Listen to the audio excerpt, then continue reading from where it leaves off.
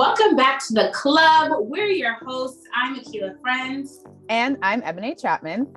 And guys, today we are joined by our fast friends that we love so much after just literally one night, one meeting.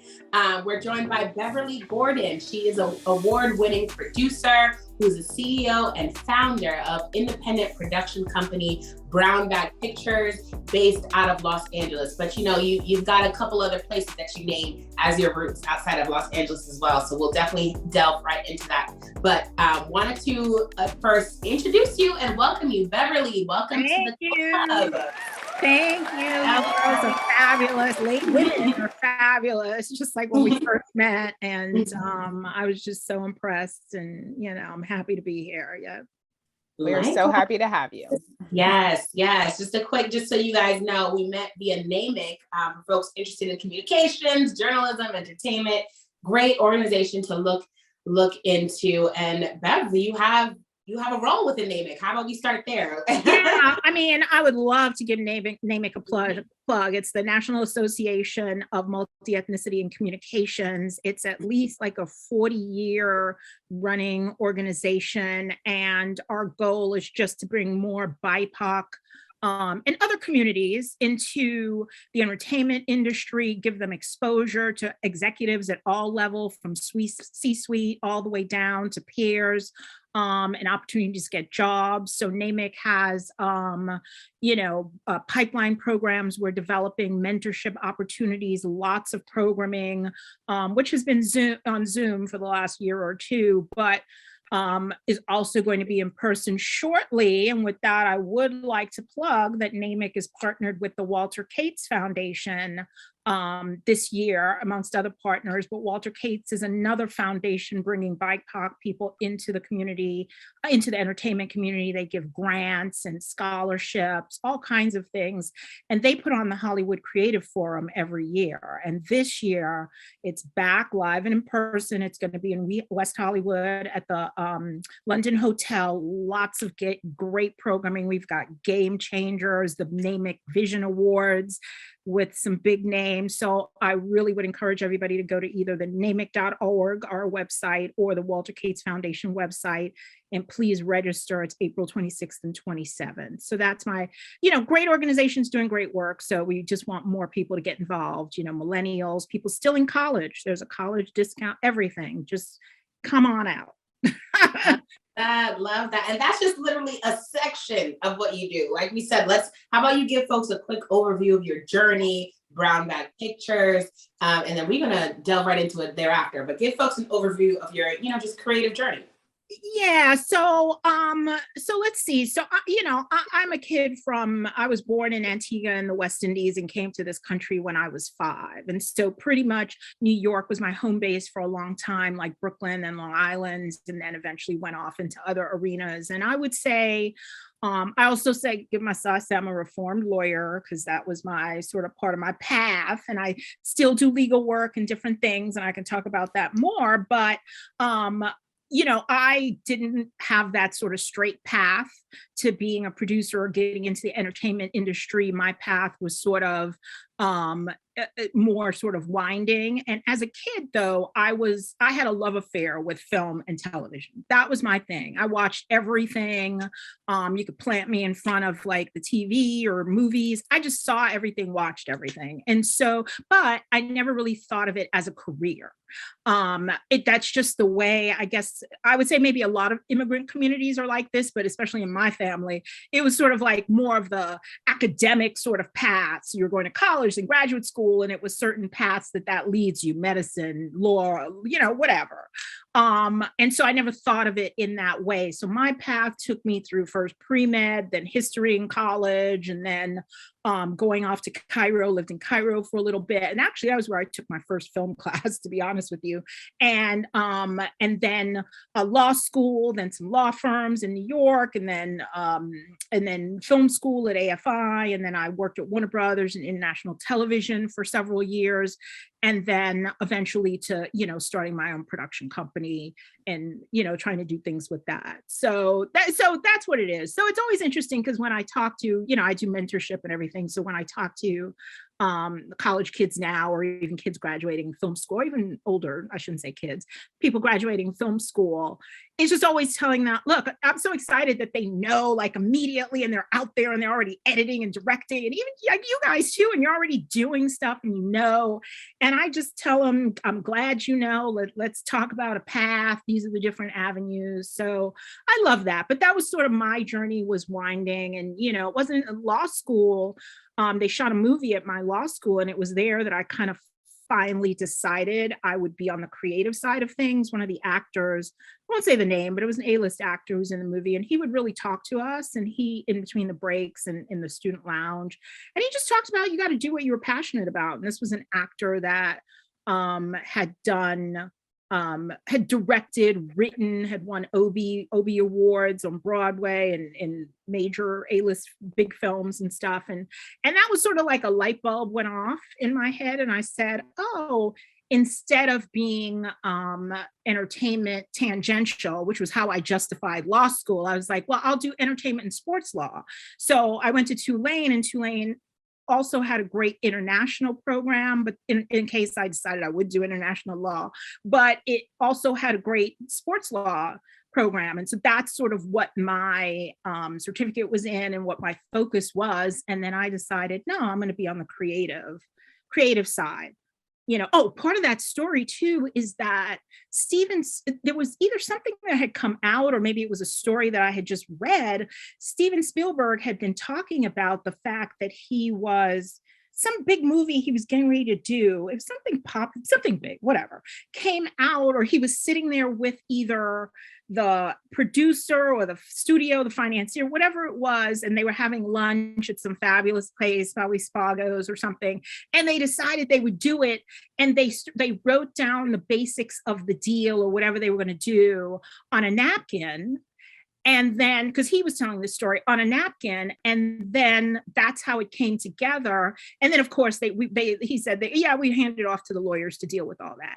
And so in my mind, I was thinking, I don't want to be the lawyer you're handing the napkin to. I want to be, you know, sitting at the table, like figuring out the creative or making the deal. So that also was something that I remember around that time that also really kind of solidified, I kind of really don't want to do entertainment law and after the fact.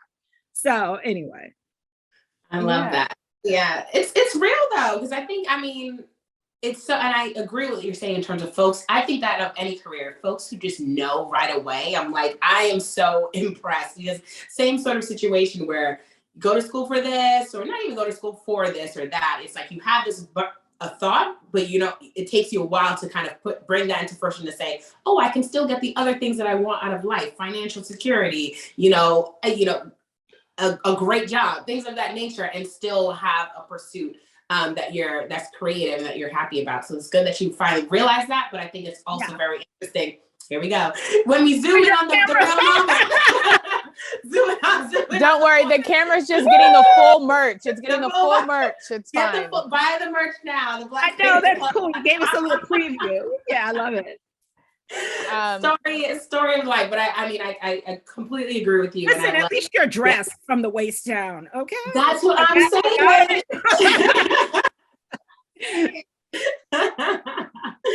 Right. I know we definitely had that issue too earlier, so we're aware of it now. We're for sure happy that she's dressed, so it's fine. Yeah. It's all fine. We're not flashing anyone on the episode today. But yeah, no, I think it's great. I feel like when we talk to a lot of people in the entertainment space, some people do seek it out, but I do feel like a lot of people happen to just like plops into their laps, where they're like, oh, like I wasn't necessarily looking for this, but like now I'm here and I love it, and this is something that, here's my windy road to my space in this entertainment industry space. Because there's a lot of, I think when we look at entertainment space, everything's very like narrow. I think so, at least. I think you have like this idea, like either you're a writer, producer, director, or an actor. And it's like, that's it. And it's like, there's so much more and other opportunities in space, which is like why I chose journalism as my major in college. Because I was like, I realized, oh, there's so many different PR, but like there's so many other avenues that you could go with in journalism. It's not just like you're doing hard news, writing on the newspaper, right, or hard news. Yeah, exactly. So I was like, this is really exciting, and to even continue to go on exciting adventures that you've done.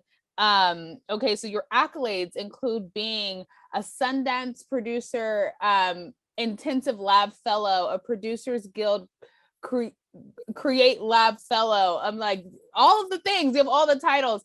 An alum of the Tribeca Film Institute All Access Program, the Producers Guild Power of Diversity Workshop, and one of 10 global participants in the Producers Guild Pro Show competition. So we love to see it. Your name clearly is everywhere. The list goes on and on and on. I'm trying. It's not, but I'm trying. I'm trying. You're doing more than trying. You are doing it, and we love to see it. So what has been kind of like one of your favorite experiences to date, and why? You mean just outside of like making a movie, or, you know, just in general, or everything, the whole shebang? I think within some of those experiences, right? Because oftentimes, some of those experiences.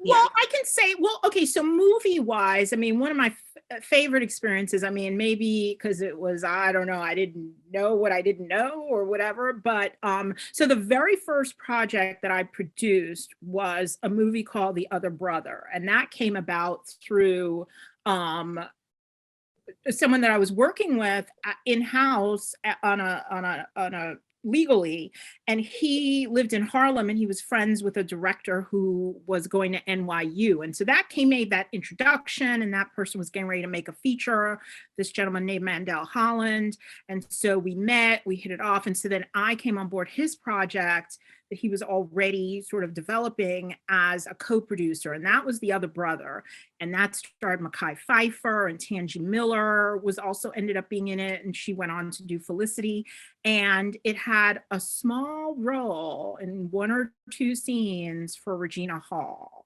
So she came on, it was super funny, and so that had to have been one of her first roles. And she was super funny, and she was just great, so sweet. I hope she's still sweet. We didn't keep in touch, but you know, but that was important to me and really sort of a highlight, because there were so many other, I can't even go into all the other different directors and people who now in the industry are doing so much stuff who also worked on that, who I met and worked with early on, but that was shortly after law school. And so that was the first thing where I kind of was like actually now doing it. And so even before film school, I just was in there, and it was an opportunity to see. And I would say that was a great experience because of the people, but also because it gave me the confidence to know that I could do it. Because what is this thing called producing? Like, I know, and how do I fit into that? Can I actually do it? And people who were at film school or who had been doing it were impressed. And so then I was able to roll into the next thing. So even before I went to film school, I had done these 2 indie films in some sort of producing capacity. So I would say that first one, you know, which gave me the confidence to know that I could actually be a producer and do it, and I could, you know, so that was great. And then as far as some of these other programs, I would have to say, like, you know, the Producers Guild Diversity Workshop was really phenomenal. And I would encourage people, well, it sort of transformed, and I can explain. But the diversity workshop at the time was great. Again, a lot of illustrious people have gone in and out of that program that the Producers Guild had put together. And that was around for maybe, I don't know, how long is that? Maybe 10 years, 10 to 15 years, maybe. So imagine all the people, producers. So they have a feature component and a series component. So, I mean, it was at the time, it was, I think, 4 to 6 feature projects, and then 1 or 2 documentary projects, and then same 4 to 6 series. And so being able, that was over a 6-week period maybe. So being able to sort of have some of these PGA mentors was tremendous, and also being able to work with and read the work of and give commentary on and just be able to share our work and material with some of these other producers in the cohort was incredible. And over a 6-week period, you know, I'm still friends with some of those mentors, still talk to them about, try to get advice from them. and still friends and friendly with some of the other people who've gone on to even bigger things. Not my year, but subsequent years, even LaToya Morgan, who, you know, has a deal at Warner Brothers, went through the program and everything. So I would say those are two highlights. I mean, it's all good. Anytime you can be, and obviously Sundance, I mean, having an opportunity to be in the Sundance, a Sundance fellow is really incredible. Because once you, and I would encourage everybody, even if you don't think you're ready or you don't think your material is ready, apply anyway. You just never know what they're looking for each year. And so that opportunity, so now once the thing people don't realize, once you're in Sundance, any of their labs or their programs or in competition or whatever, you become part of their community. So being part of like the Sundance Google group for creative producing alumni is incredible. I mean, the list of people in that, and presumably if you need, I've got many emails, everybody's emailing each other. Oh, do you have a DP? Do you have this? Do you have, so that community, that's what filmmaking is about. And that's why, I know I've gone a little far, but that's why I encourage when people ask me, do I go to film school? Do I really need to go? I'm saying it just depends on what you want. Film school is really a community, and that community, you rise together. And so that's where you're forming your relationships that as you go forward, making shorts or features as you go through, those are the people that where you're getting who you can call on as resources. So it's about the community. Yeah. And I can imagine that's especially, you know, relevant in a industry such as this that we always say is about relationships and networking and what have you. So don't discount some of the traditional ways of doing things, you know, in this age of like, hey, everyone who has an iPhone can be a producer. That's great. And I agree with that. But at the same time, like what you're saying, you may forego some of the other things that are equally as or more so valuable, which is just having that community and the people to really just like, as you say, rise together. So that's awesome. Yeah, and you used a great word there, discount. I would say something I learned from a woman who also runs a program. She's Jamaican. She used to be a manager, and she runs this thing. And her name is Sandra Lord. And one thing that she always says is don't discount anybody. And so that's always something I heard early. And we know, I mean, we're good people. We like to be kind to everybody. You know, you're kind to the waiters and the different people who serve you and different customer service things and everything. But, you know, it also applies in this, especially in this, because just don't discount somebody. I mean, today's person who you think is a nobody and so that's why I try to make an effort to talk to everybody, even if I only have 10 minutes. Okay, what advice? How can I help you? Whatever.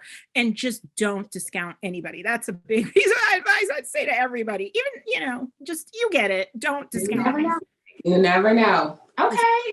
Yeah. Speaking of like, you know, folks just making it happen and not be discounted. Like we said, you have BrownBag Pictures, right? And this is your own production company. And I think, at least I'll speak for the folks who may not know, because I'm part of that group. It's like, man, like someone says they have their own production company. What does that really mean? Like, what does that mean? Does that mean you created an LLC and now you're pumping projects out of that? Does that mean you have to have this amount of funding or this amount of projects outlined every year? Just talk more about what are the steps to really creating your own company and how did you go about doing it?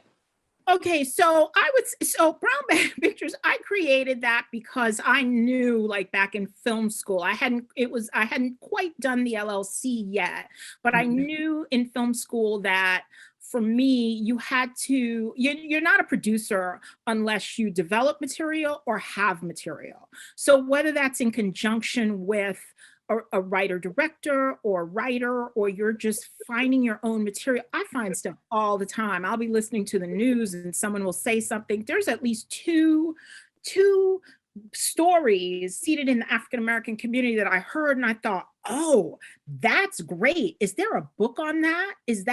How can I? And immediately identified a book. And so it's like you're constantly thinking about that and you're getting IP or whatever. So in film school, I was kind of thinking, I was trying to team up with these writers and directors and who are the good writers.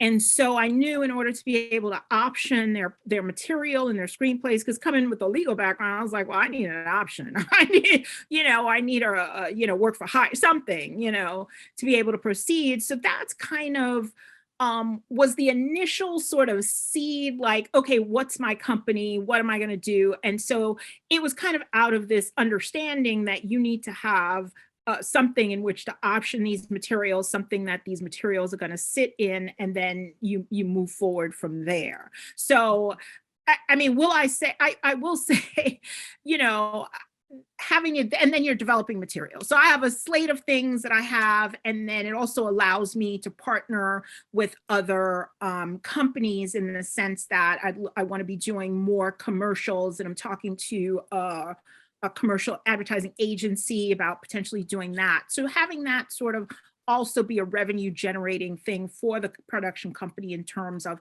commercials, music videos, which I hadn't really tapped into previously. I've been solely focused on developing TV series and features. And in case people don't know, but they should know, a lot of the average feature takes about, if you're just an independent producer, takes about 7 years to get made. That's the average. What? So, right. So, you know, I have these, so I wouldn't say that BrownBag Pictures is necessarily always a revenue generating company. But I say that in all frankness so that people out there can really understand that for a producer from the indie perspective, you know, you're basically creating your work. And that's in getting the material and doing all that type of stuff. Now, I guess I kind of did it backwards. Some people who have a production company waited. So there are people out there who either were studio executives or different things, and they had that studio relationship, and so then use studio money, which to create their production companies. So there's a difference between an indie producer and then having a deal at a studio. And just a little history, I mean, a lot of people don't realize, but the first writer's strike, or not the first, but the big one, what was that, 2008 maybe, when it was really brought Hollywood to— Is that the CW one, or that's a different one? No, that's a different one, but the one that really went on for like a couple months, I think at least, really a lot of studios used that opportunity to get rid of their producer deals. So you saw after that, a lot of studios dropped a lot of production companies. So the idea of having a deal at a studio is worthwhile. And trust me, I'm still trying to do that. But that's how you get a studio or a bigger production company to pay your overhead is always an ideal. There's other ways to do that as well. And those are the avenues that I explore in terms of, you know, having gone to different types of schools and all these people. I've met a lot of people, and some of these people have money, equity, and they may be interested in supporting like myself as a filmmaker, the types of projects that I'm trying to do. So I would broaden it and say that's another avenue as well, something that I'm exploring, and having that business plan and modeling available to those people to get them to invest in you and your company, giving you that overhead, that development money, because that's the hardest part, is really development money, which is what I basically, a lot of independent producers and myself at BrownBag Pictures fund out of their own pocket. So if you don't have a deal at a studio or a big equity partner who's giving you funding, you know, you're basically generating that for yourself. And so something that people may or may not know about producers is that, you know, that you have to do development yourself. So all that development funds, when you're optioning, when you're getting the budgets done, when you're putting the pitch decks together, the lookbooks, the, you know, paying the writers, all that kind of stuff for developing the project, unless someone else is paying that, you're paying that. So, you know, finding a way to get somebody, and that's the hardest money in Hollywood to get, is development money, because that has no guarantee on it. Because you could spend like $5,000, $10,000, $50,000 developing something, optioning a book, paying screenwriters to write something, and then not have any interest in it. So then then you've lost that money. So how does your investor recoup that money? They don't, you know? So development money, as they say in Hollywood, is always the hardest money to get. You know, if it's a studio or a big production company, they can amortize it, or they can spread the loss out over all the other movies and other projects and things that are profitable. So BrownBag, from my perspective, that's what I'm doing, constantly on the offensive in that sense, putting plans together, business plans and things like that together, to talk to people about the process of getting funding and financing for BrownBag Pictures, while at the same time, you know, it doesn't stop going out there, optioning things, developing things, talking to directors, attaching people to projects, and also getting in, using that as a platform to get into get the BrownBag Pictures name out there, and also using that as a platform such as Sundance or the PGA or things like that, so that the specific projects become known, and by that, you know, BrownBag Pictures becomes known. So how do you like actually find the funding? Like, so you're saying that you're paying everything yourself. Like, are you, and you know, you're saying the development money is hard to get. So if you're, where are you finding investors? Is it a personal investor? Is it a bank loan? Like, what are you doing to like get? Listen, we've heard from filmmakers, any and all of those things are on the table. I know people who get credit cards, and that's how they're doing it and hoping it pays off. There's I mean, this was to make a movie, though. People who've asked their parents to mortgage their house. We've heard that. I think, was it Quentin Tarantino, and his mother said no. So to this day, he doesn't like, or something he wanted from her and she didn't give it to him. And he was like, so he doesn't, something anyway. But we've heard those stories. But, you know, this is where obviously I'm grateful and have gratitude for the fact that I, you know, have a law degree. So that's where some of my work in terms of legal work comes in, because that in essence is what I also do to fund my filmmaker pursuits and the things that I have to do to keep BrownBag going. And so, you know, I truly admire something that's people should look into, or perhaps look up and model after. This person is, I'm sure, a gentleman, he's African-American, Broderick Johnson, who runs Alcon Entertainment, and he has a deal at Warner Brothers. And so like, he's like my mentor, aspirational. And so he and his partner, friends, I think they were at Princeton together, but they knew this is what they wanted to do. And so they somehow happened to meet, I guess the guy who FedEx, the founder of FedEx or something like that. And so it's sort of infamous now. I'm still trying to get my hands on it. They put together like a 300-page business plan with at the heart of it having a studio, being able to say they had distribution at a studio. So they put this together, and they were able, through contacts or whatever, to pitch him. And so Alcon Entertainment, which we know, like, think of a lot of big movies, the whole Dolphin Tale, that whole franchise. They financed with Warner Brothers, the Sandra Bullock movie about Michael Orr, the football player. Blindside. The Blind Side, that's them as well, I believe. So they've got lots of big movies. And so that all started for them by being able to do that. So they got FedEx to, you know, fund them. And that's how they started in their first two movies. I don't think smaller movies, like comedies, they weren't like huge hits, but that's how they started. So that's a great model. That's the model to aspire to. That's the model. And they were able to successfully do that on a big level. So, I mean, the reality is, when you have an indie production company, that's what it is. You're funding, or if you have equity, people that you know who are willing to invest in you to help you do a particular project or several projects, then it becomes about them trusting you. You've got to pick wisely. You know, what is your how are you picking, you know, the project that could then help them get a return and help them get a return on their investment, and then help launch you to the next level. So that becomes something that's also strategic as well. You know, a producer named Lynette Howell Taylor, I had an opportunity to speak with her, and she talked about, so she's pretty well known now, but she did, she started off with Half Nelson, and she did Blue Valentine, and she did a lot of stuff. She just produced the Lady Gaga, the remake. Oh, no, I thought the remake? Okay. The remake, A Star is Born. So with Bradley Cooper and all that. So she produced that. And she produced the Oscars 2 years ago. And so she just talked about the fact that, so she's British and she had basically nothing, grew up in Liverpool, I think, and then came to a theater background.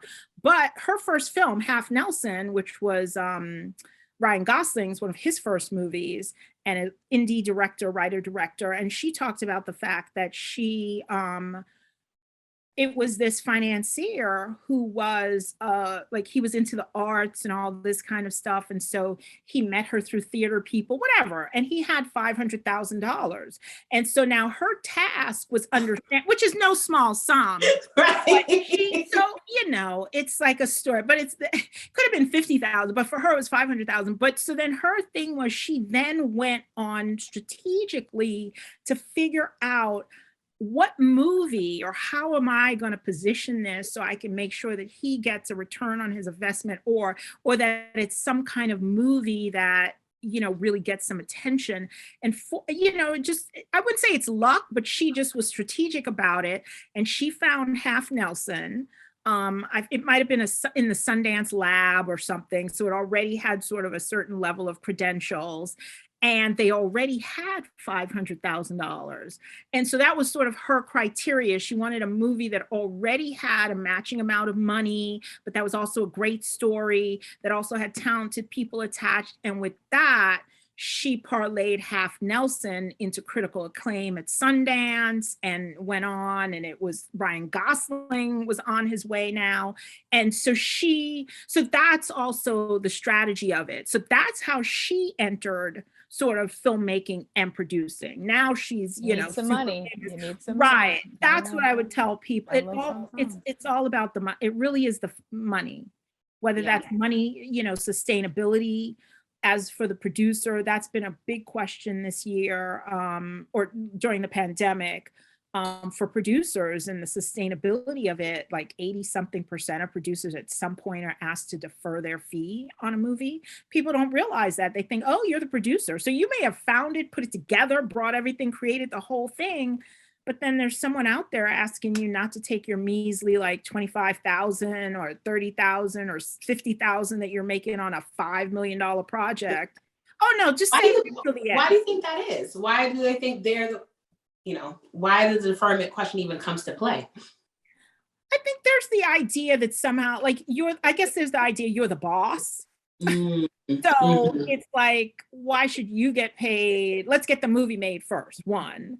Two, there's the idea that, well, what's your stake in it? Like, everybody wants someone who has blood in the game or stake in the game. And somehow there's a perception that the producers don't really have that stake in the game yet. And so therefore it's the idea of like dangling the carrot to make sure that you keep working hard to get it done. So there's a lot of that going on. Makes sense. I just want to quickly clarify too, because you mentioned, which I think is a great point, that a lot of folks, I did a role of the producer class at Columbia's film school. And that's when I learned a lot about like the timing that it takes to do that. So 7 years, great option. But what happens, how does that compare to, let's say, TV series, or as you said, music videos? And for me, it seems like a clear reason why a lot of these producers end up doing a lot of, you know, one-off brand commercials, or, you know, just because of how long it takes for that official film. Right. And that's totally, I wish I had started doing that first, because then that's always, I mean, I know there's a bunch of production companies that have now gone on and are doing big features and TV stuff now, who started that way. So they got together sort of a collaboration and partnered up with other directors or writer directors, and then went out and got that music, pitched themselves, as you have to do commercials, and got that music video work, and got that, which is big money. These music videos, it's like, sometimes it's like $2 million and stuff. And the same thing with these the commercials as well. There's a lot of ad dollars at stake, and started out that way. So that's a purely valid, and that's why I've kind of, flipping it around now. I mean, 2020 is hindsight, but that's why I'm also, talking about, looking at a lot of that as well. But I would encourage people, as opposed to seeing it as a negative, you can still be getting your TV and feature work together, but as having that financing or getting that continued money to keep you sustain yourself and to roll into your next project. Partner with directors and writers, either some people who are already in that space or who want to be in that space, or who you notice are super talented. Either you found them on YouTube or you found them, on TikTok or wherever, and partner with them and use your film contacts or your business contacts or whatever to start pitching for music videos or things like that. I mean, it's definitely a different space, but it's definitely can be super lucrative. So yeah, I would encourage a lot of people to do that. It takes less time, as you were saying, it takes less time. So that's another thing to consider. Yeah, definitely. To your question.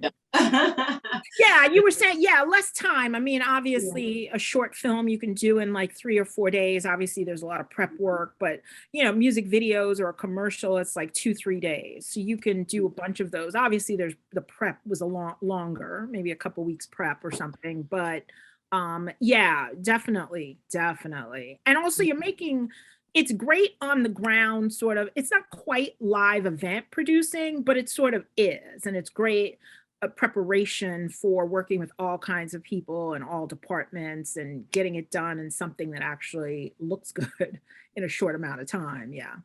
Right. And I think that, let's talk about like you as a Black woman.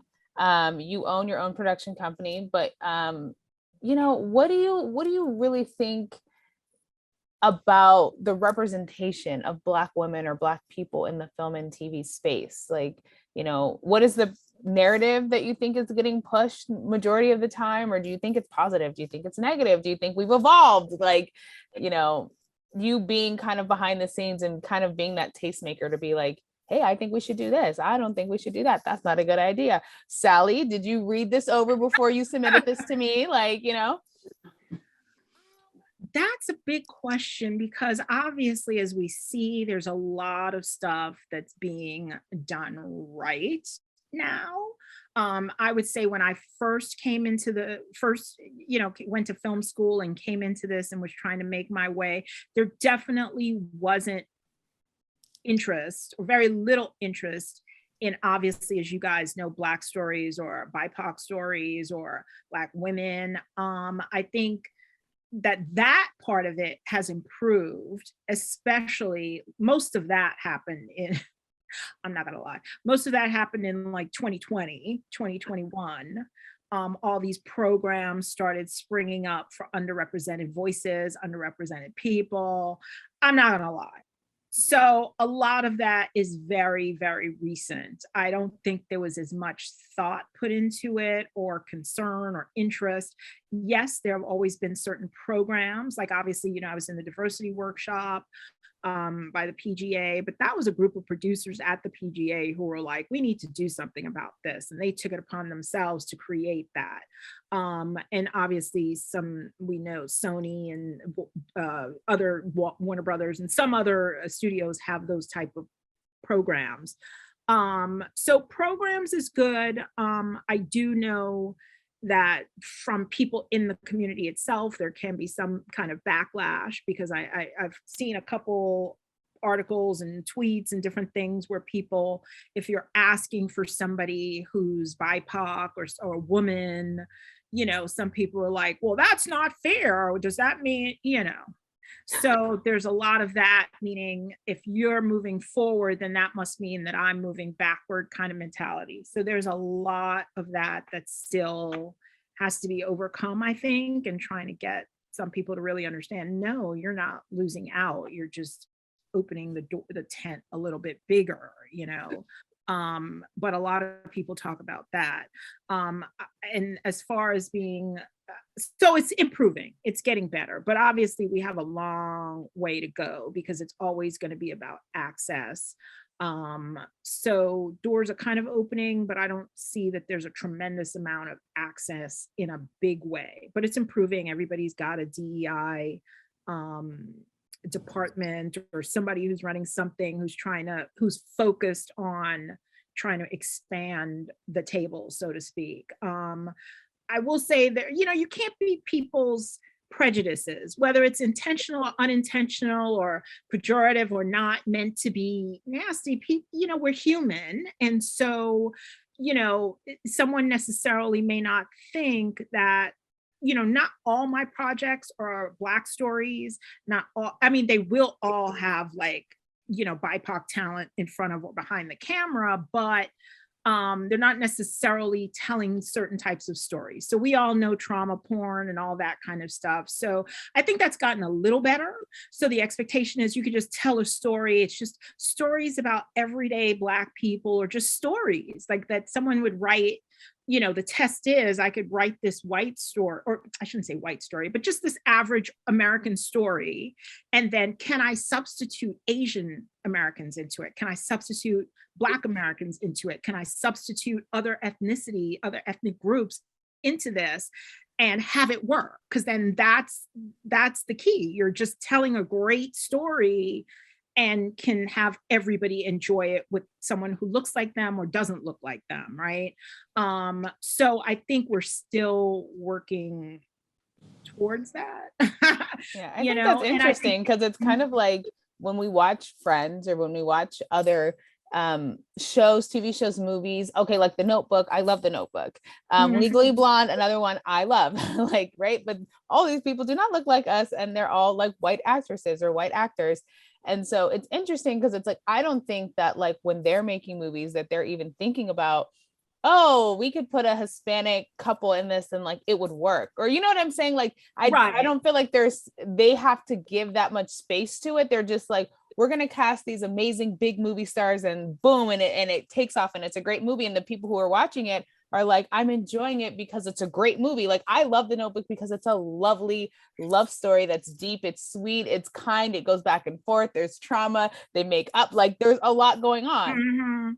But I also am like, if they were Black, I think I would still like it. But I'm also thinking about being an audience member. If it was a Black people with Notebook, would they go see it? You know what I'm saying? It would automatically be placed in like Black stories, And I think we have gotten a little better with that. Yeah. There's some people who are doing like, like Will Packer's movies. Everybody goes see them, and it's primarily a Black Black cast. Tyler Perry too. I know people have very traumatic things about Tyler Perry and the stuff that he puts out, but people do like to see it. Diary of a Mad Black Woman is one of my favorites. Right. Exactly. I mean, I would say but let's say what I'm talking about is, let's say, for example, like, so you love The Notebook, but what if you found out that a Black female produced The Notebook, or whatever? You know what I'm saying? Is it like, oh, or, you know what I'm saying? Like on my last feature, so I had a meeting because we were trying to get more money, and the two other producers I was working with, they were still in the garage parking, and they were coming up. And so I was in the waiting room. And so the two guys came out, because I was on time. So they were on time, and they came out and they opened the door and, oh, you're the producer? And I was like, yeah. I mean, I don't know. So think that always stays in my mind, because I guess the story was a coming of age dramedy. The director was a white female, and, Danny Glover was in it, but it wasn't a predominantly Black cast or anything like that. It was just a great, cute story. And I guess the expectation wasn't that a Black female could have produced that or did produce that. So I'm saying, so things like that, we still need to work on. So sometimes I feel like I get kind of like, well, why are you producing that?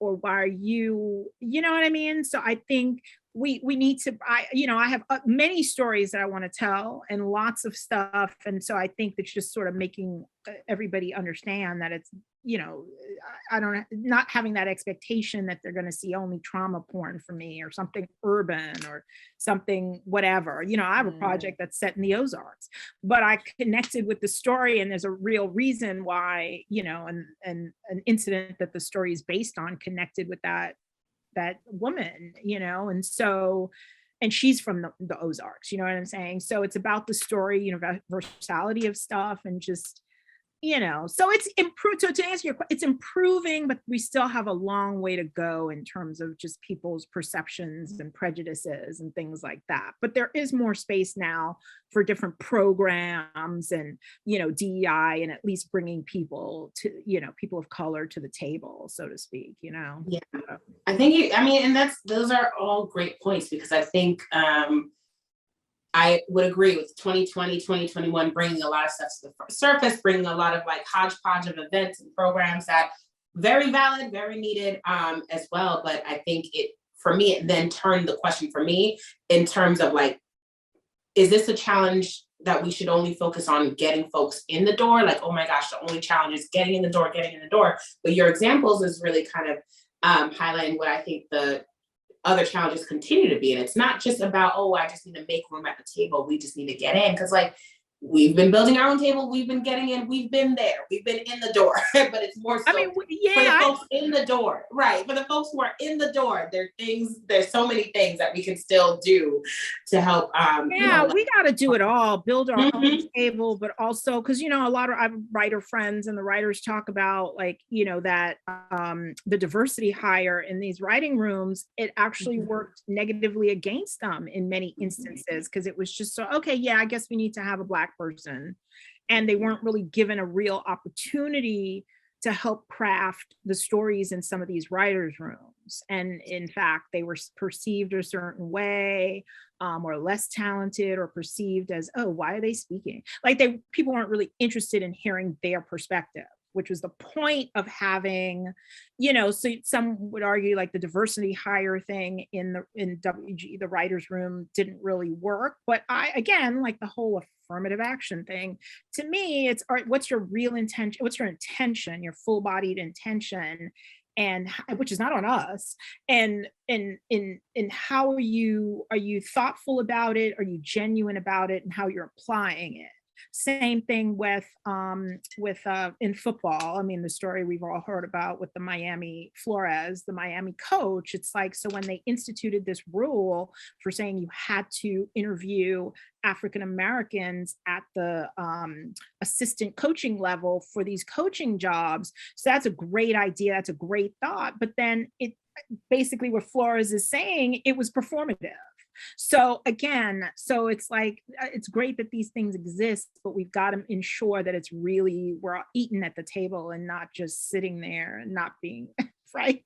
Right. I mean, honestly, to play a little like devil's advocate, but maybe not even, but so I think maybe cool. And another argument could be like, okay, we're saying that like people don't want to hear our stories, and like we're not getting the funding behind our films, and we're not able to like really tell an authentic, true story, or even be represented in just like a plain old like white painted fence script movie type situation, right? Like if we're saying all these things, I think maybe an argument could also be like, well, how are, like we say, Will Packer, Tyler Perry, Ava DuVernay, like these are Shonda Rhimes, really big Black producers that, had to deal at ABC, had to do like, and kind of climbed up their way to be, really acclaimed in a way.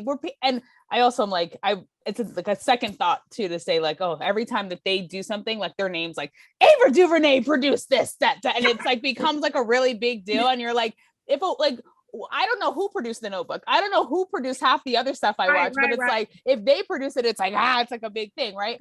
But the advocate question, the devil's advocate question is kind of like, how are they able to kind of push through the noise and still be like Shonda Rhimes, Grey's Anatomy? They had Asian, they had white, they had Black, they had Hispanic. It was very and it was on a major network, and it's still going on and on and on, or maybe not anymore. But then she has Bridgerton on Netflix, right? So I guess I'm just asking, like, how were these able to push through the noise, but then at the same time the conversation is also like, well, no one's listening to us, you know? So okay, so what I would say is, so again, it's the typical sort of dichotomy in that, or the I don't know, the kind of, you're trying to not strike a balance, but so there's the same 5 names right. that That's you what hear over and over. Yeah. Yeah. So when I was at Warner Brothers, I had a great meeting with a she was the head, she's not there anymore, but she was head of a department, and she was great. And so because I was trying to be able to pitch or move over to the production side, because I was more on the corporate international TV side. And so what she's, listen, sometimes it's not going to be great, but we're working with the same people over. She told me we're working with the same people over and over again. We're going to give them $1 million, $2 million an episode, even if it's crap, we're still giving it to them. But we're not going to give you a new, a new, $1 million or $2 million. So whether that's Belisario, the same guys who do, it's the same people who are doing the shows on the CW. It's the same people who are doing. So all the studios, I'm just, I was at Warner Brothers, so I can pick on them, but I'm just saying all the studios. So when you actually look, like, how many NCISs are there? Dick Wolf has to be a billionaire. How many NCISs are there? How many CSIs are there? So to that extent, what I'm saying is, so there's a few people, once you've proven that you can make money for people, they use you over. So you're the names that we hear. So Shonda Rhimes, Tyler Perry made money for himself because he created his own table. But Shonda, and then, he had Lionsgate, so they gave him that distribution channel. But it was after the plays, right? Because he was right on the circuit of the plays. It was first. After he already showed that he could make money for them, because he's bringing an audience. So, I mean, the bottom line is you have to show that you're going to make money for people, and that's any business. So you can't really fault the film for that. So and Shonda was doing, I mean, I had forgotten with the whole Britney Spears thing. I forgot that she wrote Crossroads. I didn't know that. Yes. So Shonda did her time in writers' rooms and doing these indie features and doing these things for years. So it seems like she's just jumped up and everybody's giving her everything, but she's proven herself for years. And so then now she's gotten to this point, I know we're almost done, where she's gotten to this point where she, they keep going back to her because she's a great creative and she can make the money and creates good shows. Same thing, Ava DuVernay, when she won at Sundance, she got 0 calls and she had won the best director, I believe, at her year at Sundance in competition. And so she got 0 calls from agents, from studios, everything. So it took her another little minute.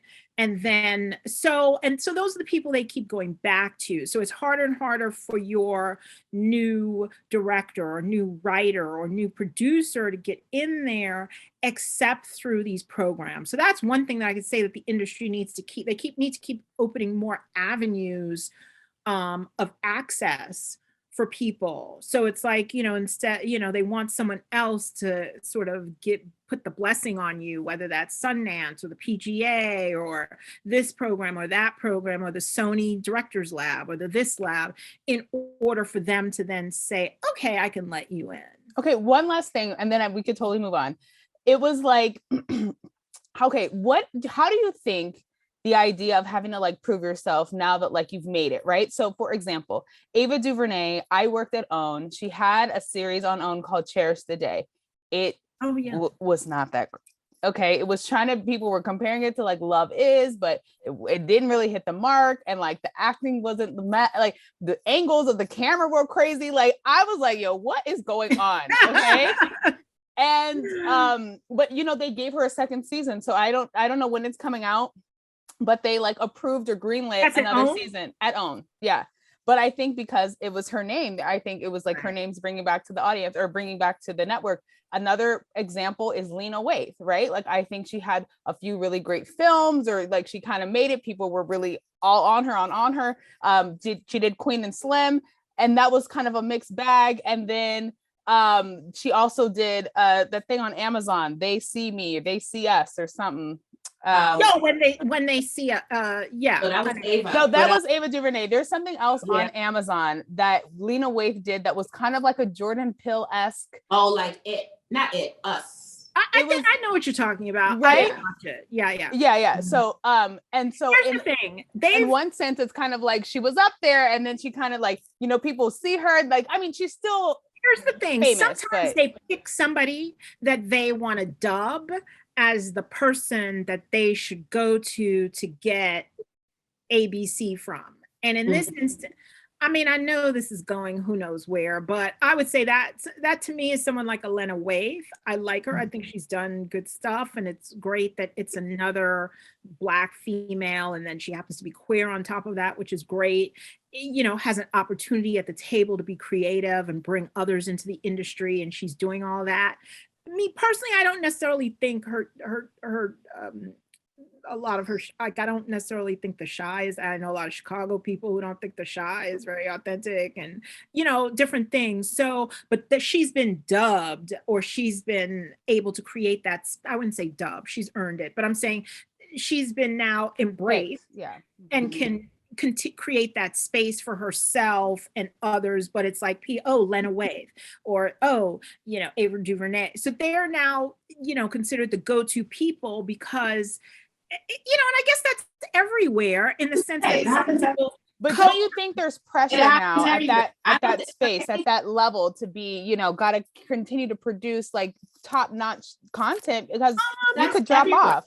I think that's everyone. I don't think that's a Black problem. I think that's I didn't say it was a Black problem, but I'm just saying, like, once you reach a level, this or that people, or that, it's more like that's producers across the board. That's people across the board in whatever industry, and it's more Here's the difference that I would say. I agree. What I would say is that all those are people that we just talked about. They're a lot of their big stuff has come in TV, and so I would say TV is a little different from, especially with the streamers involved now. TV is a little different from features, in the sense that, so a lot of creatives on the feature side, just because it may take a longer time to get it set up, or if it's at a studio, it takes a shorter time, but there might be more money at stake, or depending on what it is.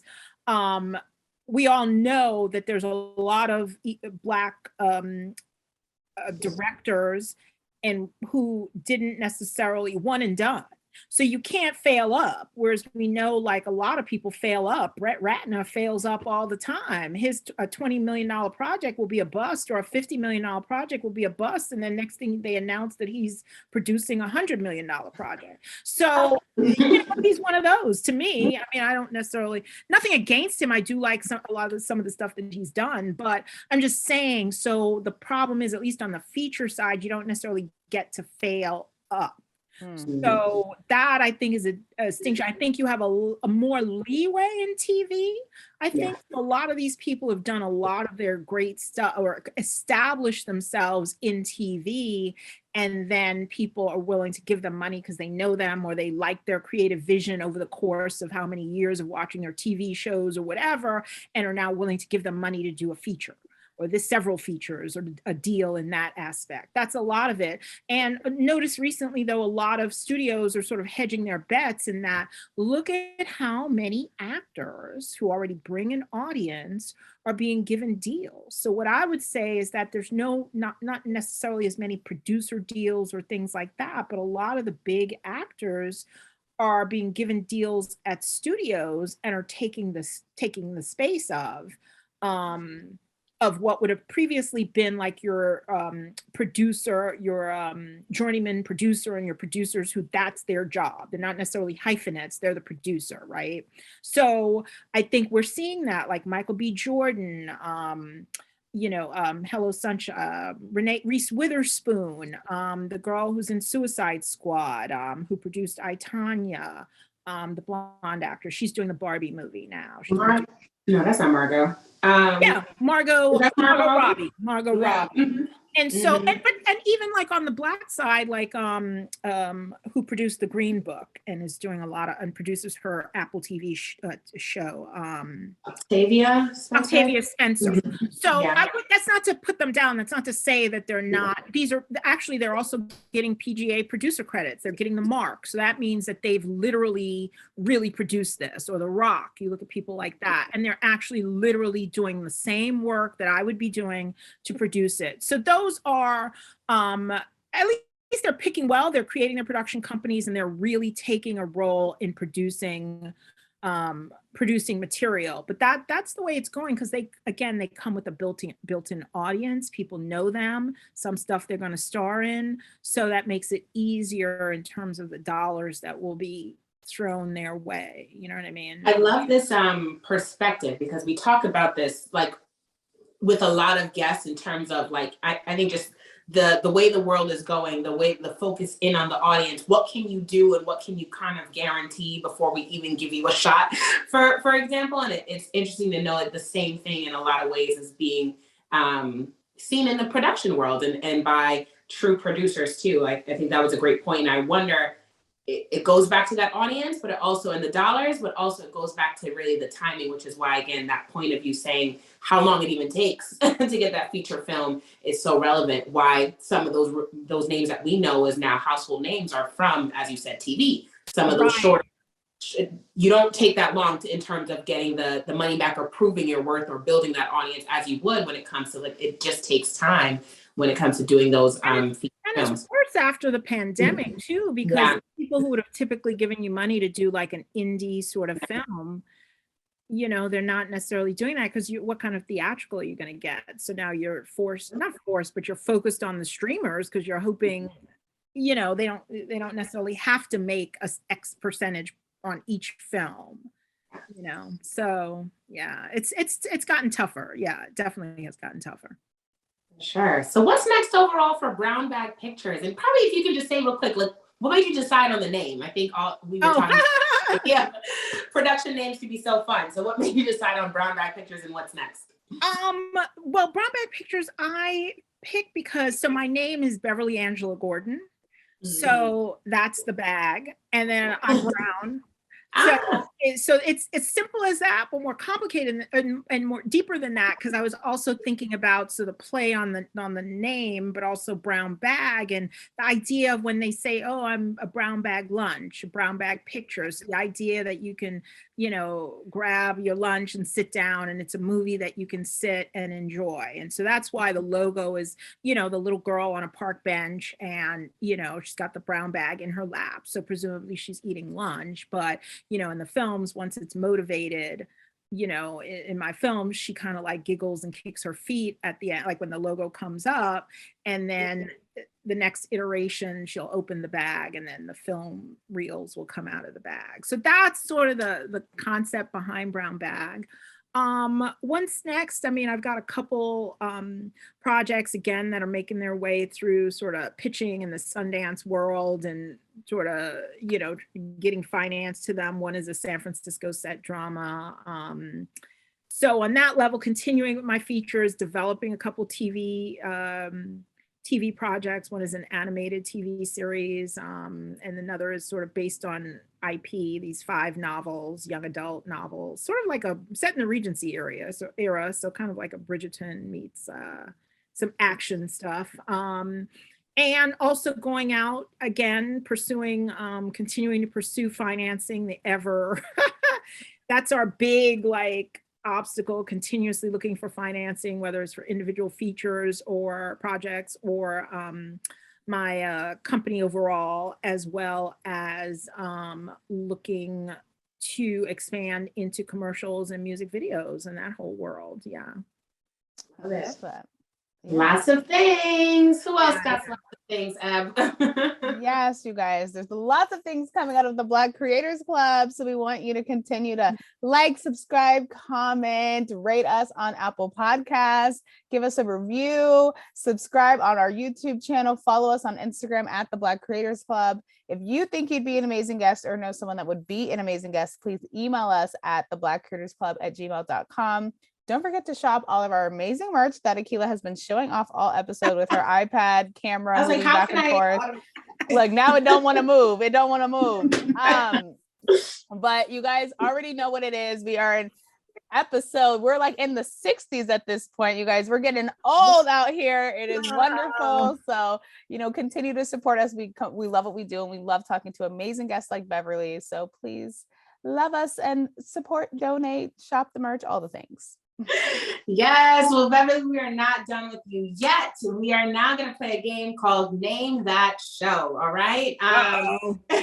So what we're going to do, we have to boil it down some way, boil the ocean of shows and feature films out there. So we're going to each name like the log line or synopsis from some of 2021's most popular films and one other film that didn't happen in 2021, but I think you might know very well. And you'll have to just guess the name of the show or the film. All right, so the first one goes, love at first sight strikes when young Tony spots Maria at a high school dance in 1957, New York City. Their burgeoning romance helps to fuel the fire between the warring Jets and Sharks, two rival gangs vying for control of the streets. Name that film. Well, that's actually on my long list of like favorite movies, and so that's West Side Story. Woohoo! Go Ariana DeBose. Good one. Good list. Yes, I'm still waiting to watch that with my dad as well. I've not found the time to go hang out with him, but that's on our list of things. Yes, go hang out. Maybe Exactly. Okay, so the next one is, armed with a clear vision and brazen 78-page plan, Mr. Williams is determined to write his two daughters into history. Training on tennis courts in Compton, California, Mr. Williams shapes the girls' unyielding commitment in keen intuition. King Richard. I love the Williams sisters. Tennis is my jam. Love them. Yep.